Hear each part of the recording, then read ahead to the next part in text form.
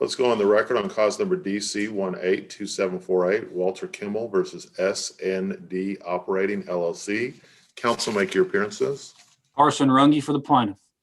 Emily Bryant for defendants, Vortis East Texas LLC, Weatherly Oil and Gas LLC, and S&D Vortis LP.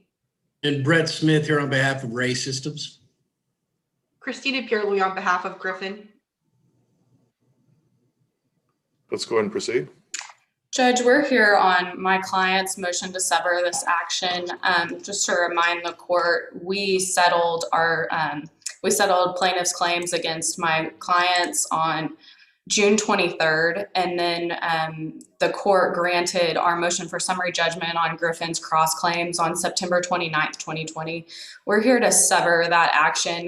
My clients are bankrupt and they're trying to finalize everything. So just as a matter of formality, we'd like that judgment and the dismissal with plaintiff to be finalized.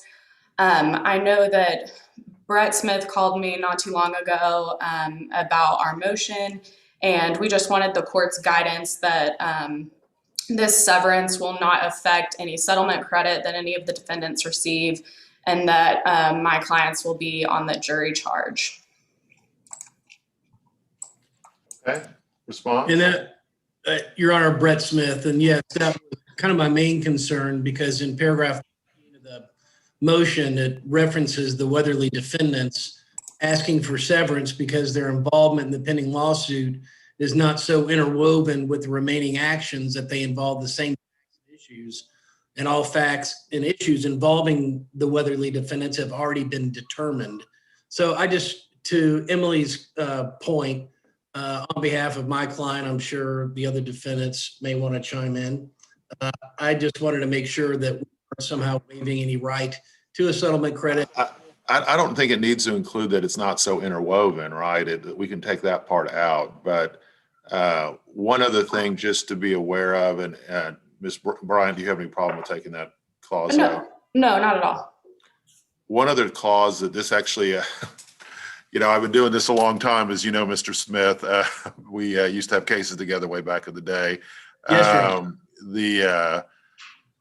Something I came across in another case, and so I'm kind of including in all my severance orders because it became an issue in that case, and I don't know if it's in your order. I don't know. I can't find the copy of the order, so you'll need to kind of change this, Ms. Bryant. But there's a Supreme Court case from a few years ago that basically held that you don't, how did they put it?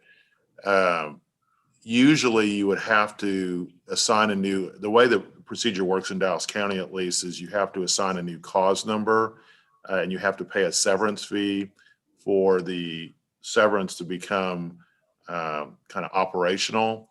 The Supreme Court said that that's not required unless the judge says so. And so in the particular order they were looking at, the judge didn't say so. And so now I'm including a little clause in all of it saying that this order is conditioned upon the payment of the severance fee mandated by the Dallas County District Clerk and the assignment of a new cause number by the district clerk, and then put a little underline for the cause number. Does that make sense? Yes, that makes sense. And I'm not trying to do that to make y'all's lives any more difficult, but I do feel like it becomes administratively very difficult if we don't do that, because then you kind of have this nebulous, you know, is there really a severance or not? So does that make sense? Yes, and I'll include that language in the order. Anything else we need to talk about, guys? Your Yeah, Honor, just go to be ahead. clear, plaintiff, since Ms. Bryant wants the severance, and I'm sorry, Ms. Bryant, but Ms. Bryant's clients gets to pay the administrative fee for that severance, right? Correct. Correct. Very good. Cheapskate. So, Judge, just for clarification, the language you requested removed, can we just say that paragraph 13? That's what it said. Ms. Bryan, is that okay with you? Yeah, that needs to be included in the order. I'll put it in there. No, Oh, yeah, just take it, but he wants to make sure that one paragraph is removed about the interwoven and all that, so make sure that's out of there. Yeah. Make sure, Ms. Bryan, if you can run that by Mr. Smith before you submit it to me, and anybody else who wants to see it. But yeah, the severance fee needs to be paid by whoever is requesting the severance. Got it. And then you guys have a trial setting in September, so hopefully we'll be back to jury trials. I'm optimistic at this point, hopefully, that will be the case. And anything else we need to chat about, guys? From the plaintiff, Your Honor. Nothing from me. No, Nothing, Your Honor. nothing from Ray, Your Honor. Okay, great. Well, you guys be safe, and we'll talk to you soon, okay? All right.